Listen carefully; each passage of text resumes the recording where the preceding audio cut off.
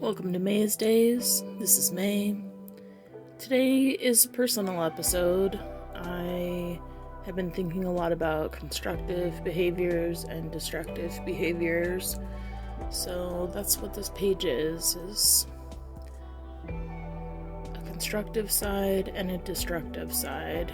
And the face on the destructive side is a little bit sad and forlorn, and the face on the constructive side is proud and uplifted. I'm starting with some underpainting here. And I'm sure you can see there's things written.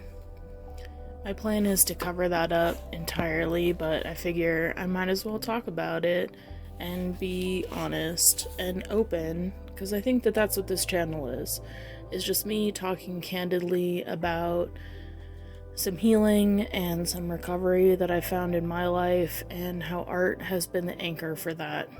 So you can see on the destructive side, there's binge eating, smoking weed, and fighting for front. I have dissociative identity disorder and 17 alters. So fighting for front is something that can cause amnesia and not recollecting how I get from point A to point B, or the things or the decisions that I've made entirely.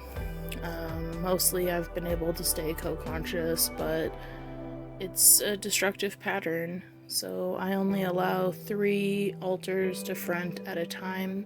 So that's on the constructive side. When we work together, we can make really healthy, good choices. And as far as smoking weed, I already know that that's something that is dangerous for me, and I have to not be around people that do that, because it is very tempting for several of my alters to want to forget for a while and to feel high, but it causes psychosis because marijuana is a dissociative drug, and I have a dissociative disorder. It causes a drug-induced psychosis every time. So that's something that I know that I need to stay away from, and then I need to work with those alters in order to just maintain healthy things in sobriety.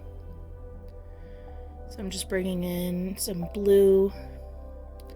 2 of the things I wrote is day and night, because I feel like I can be constructive during the day, and at nighttime, if I stay up, then that's when I have destructive thought patterns. That's when sort of these old tapes play in my head from abusers of who I am and why I'm bad because of the trauma that they inflicted on me, and that's not a good thing to think about. That's not a good thing to rest in at all. So I usually go to bed pretty early and I wake up pretty early, so it's even nighttime a lot, or it's dark outside when I wake up, but it's more of a beginning and feels healthier to me to be awake super early in the morning, where I can be constructive. So yeah, I'm just adding in more blue, just layers of colored pencil and watercolor, and as you can see, most of the writing is now gone. And as I was going over it, I was working on letting go and communicating with my system in a healthy way to let go some of these destructive patterns, and to commit the constructive patterns to memory.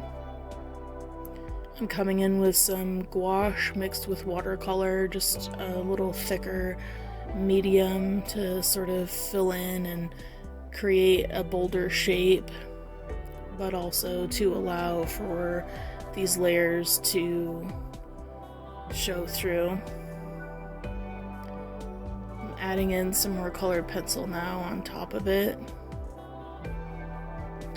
And just thinking about all of the positive things that I've managed to accomplish in my life, and trying to set aside the mistakes, because all I could do is apologize at this point, and all I can do is live my life in a way that is healthy and positive and have a living amends.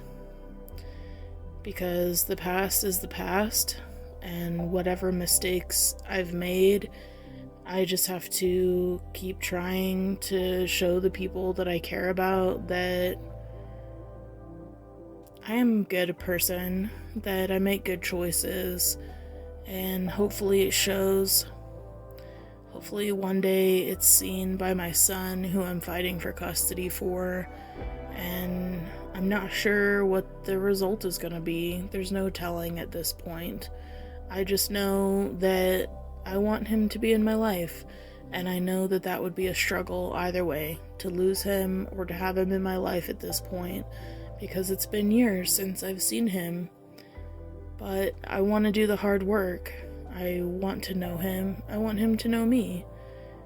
And I'm struggling to stay on top of all of the thoughts and the feelings that I have about this case and all of the pain that it's caused. It's definitely taken a toll on my mental health in a big way to be in this custody dispute, but I haven't given up, and I've been fighting for him since it started in 2016.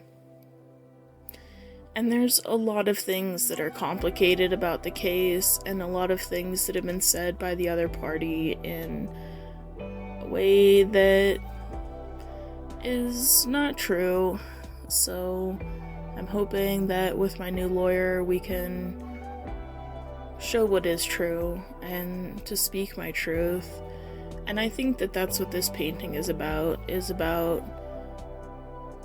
letting go of the past, looking forward to the future, and speaking my truth, and knowing that I am healthy, that I am well, that I'm making good choices every day for who I need to be in this life.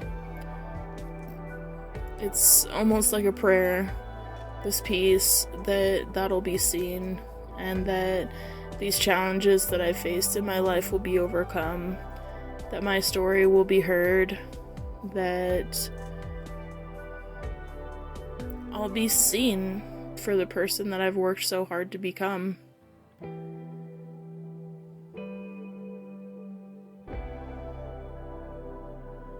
I think that's the goal here, is to just live a life of meaning, and at least for the people that I love and care about to see that. And showing up for the people that I care about.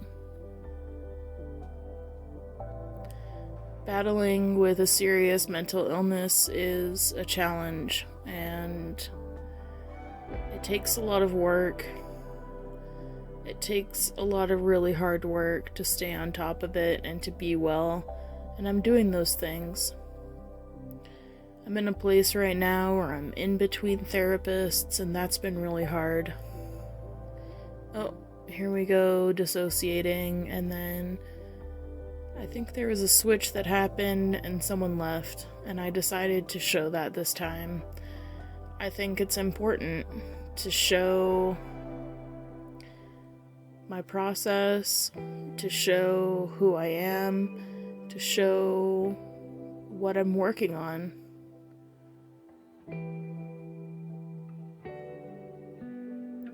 Because I have come a really long way.